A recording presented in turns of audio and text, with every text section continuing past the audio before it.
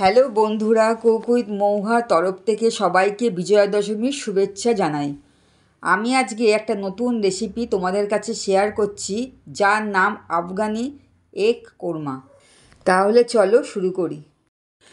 প্রথমে কড়াইতে বেশ কিছুটা সাদা তেল নিলাম।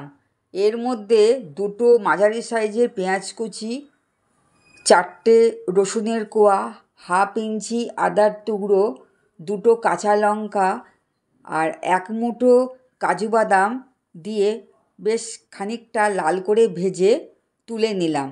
এবার মিক্সিং জারের মধ্যে এই পেঁয়াজ ভাজাগুলো দিয়ে আর 1 মুঠো ধনেপাতা দিয়ে একটা পেস্ট তৈরি করে নিলাম।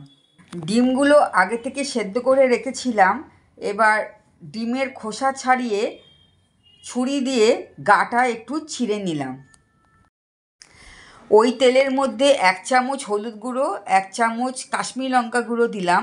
এবার ডিমগুলো একটু লাল করে ভেজে তুলে নিলাম।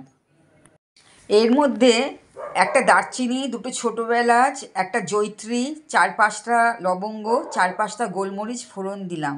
ফোড়নটা একটু সুন্দর গন্ধ বেরিয়েছে। এবার পেস্টটা এর মধ্যে দিলাম। মশলা ধোয়ার জলটা দিয়ে ভালো করে একটু কষিয়ে নেব। এবার হাফ চামচ জিরে গুঁড়ো, হাফ চামচ ধনে গুঁড়ো দিয়ে একটু নেড়ে নিলাম। স্বাদ মতন নুন চিনি দিলাম।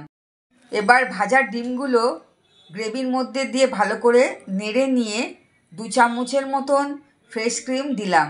দিয়ে আবারও একটু নেড়ে ওপর থেকে একটু কসুরি মেথি ছড়িয়ে তারপরে গ্যাসটা বন্ধ করে দিলাম। অসাধারণ লোভনীয় এই রেসিপিটা তোমরা বাড়িতে অবশ্যই ট্রাই করো।